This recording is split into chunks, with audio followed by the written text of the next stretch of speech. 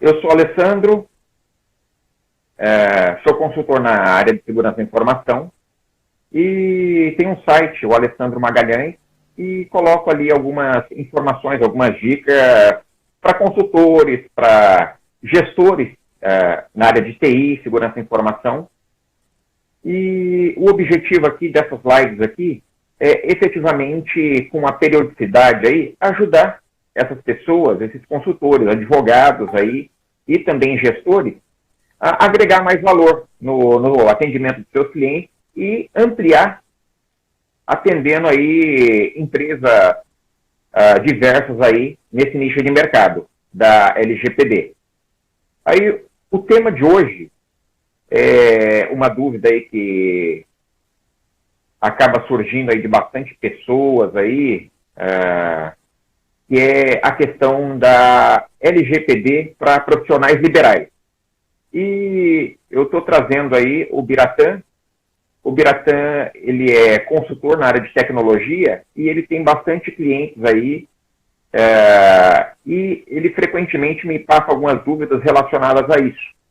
Aí a gente vai bater um papinho com ele para poder sanar todas as dúvidas dele. Bem-vindo, Biratã. Obrigado, boa noite aí. E é exatamente isso, eu estou sempre perguntando para o Alessandro questões de clientes, principalmente para profissional liberal, porque para algumas empresas maiores ficam mais claro, ou até elas já estão tomando, internamente, já estão tomando essa iniciativa de estar se adequando, e elas já estão me demandando alguma alteração no site por conta disso. Mas o profissional liberal, eu percebo que ele não está tomando ação nenhuma, e eu tenho clientes de diversos tipos de profissional liberal, né? Desde realmente o micro até aquele que trabalha como profissional liberal, mas tem funcionários. Então, tem uma série de questões aí para esse tipo de perfil. Uhum. E o que você teria de dúvida, assim, a priori?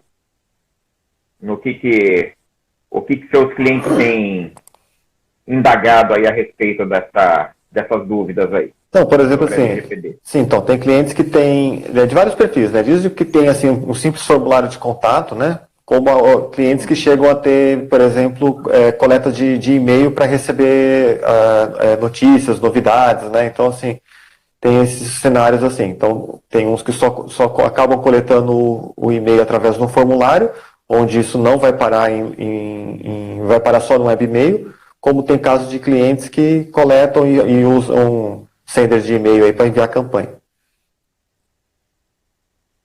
E a dúvida seria qual especificamente? Então, se para ambos os casos é preciso colocar lá o aviso de coleta de dados. Na realidade, nos dois casos, você precisa ter o termo de uso para fazer essa captura de dados. Independente se é um formulário web, se vai para um e-mail, você precisa ter o consentimento formal do cliente em relação à captura desses dados aí. Ah, sim, na verdade, falando em dados, em todos eles eu uso o Google Analytics, né? Então, só por aí já estou coletando um dado, né? Sim, na realidade, não apenas do Google Analytics. Quando você está, por exemplo, com o Pixel também lá do Facebook, você tem que colocar os termos de uso de cada um. Na realidade, você pode apontar o termo de uso de cada uma dessas ferramentas que fazem capturas aí de dados estatísticos de forma objetiva no termo de uso. E o que acontece? Quando você faz isso, você dá a oportunidade do seu cliente dar o consentimento formal, que é exigido pela legislação. Aí não é só também como fala, a questão do Google Analytics e do Pixel e desses formulários, mas também para todas as outras ferramentas e plugins que você tem aí relacionado à captura de dados. Entendi. Então, assim, se coletou qualquer dado de cliente, vai ter que ter um termo. Exatamente, mas aí não é só apenas virtual, viu? Quando você fala em coleta de dados, No caso, os seus clientes, você comentou que alguns deles têm funcionário também, tem algum colaborador tal. E essa questão de dados também é para os colaboradores do seu cliente. Se ele tem cliente, ele tem que ter a conformidade em relação à segurança dos dados, segurança e privacidade dos dados, com as informações dos colaboradores dele também. Ah, entendi. Então é além disso, né? E aí se um funcionário dele sair do escritório lá, por exemplo, e pedir para que apague os dados dele, do funcionário, o que seria necessário fazer? Aí já é uma questão um pouquinho mais complicada. Aí existe aí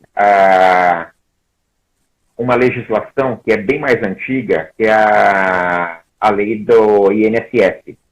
O seu cliente, a empresa ou o profissional liberal, quando ele contrata um funcionário, ele obrigatoriamente tem que guardar os dados dessa pessoa, as informações de ponto, tudo que for relacionado ao contrato de trabalho do colaborador, por no mínimo 30 anos. E a legislação, ela permeia que, nesse período, esse funcionário, esse colaborador, ele pode vir a se aposentar, em algum momento ele pode requerer algum dado, alguma informação que esteja com esse seu cliente. Entendi. Então, ele não pode simplesmente pedir para excluir um dado desse.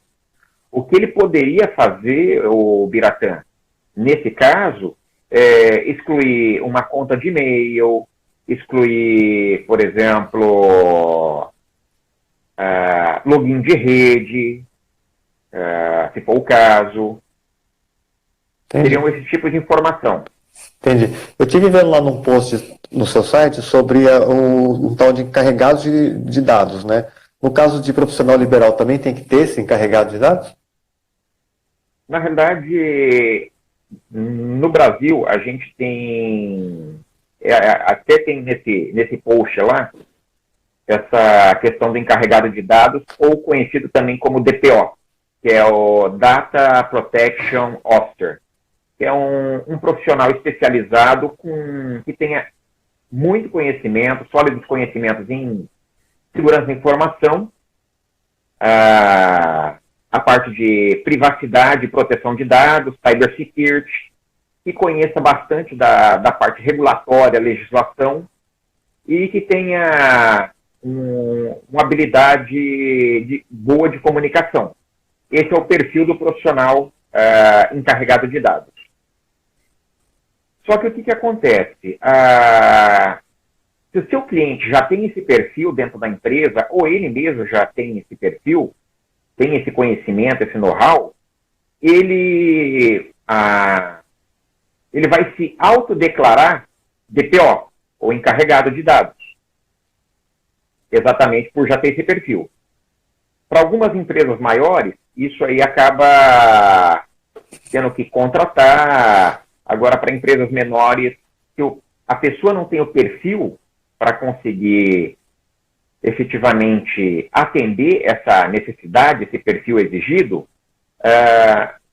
ou se contrata no mercado, que não é muito barato, ou então algumas empresas terceirizam esse profissional especializado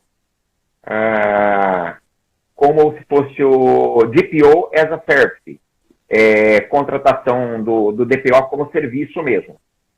E aí você paga uma fração do que o profissional cobra no mercado e você tem esse profissional parcialmente disponível para a sua empresa para atender no meio de campo, entre a sua empresa, a Autoridade Nacional de Proteção de Dados e o seu cliente, o titular dos dados, que pode ser seu cliente ou seu colaborador.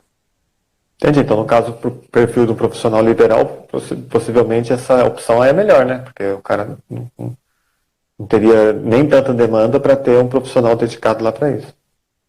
Não, para um profissional liberal você não teria demanda para manter um profissional desse. E para algumas empresas, dependendo do nível de complexidade, Biratã, ele acaba tendo um nível aí de executivo, até diretor dentro de uma empresa.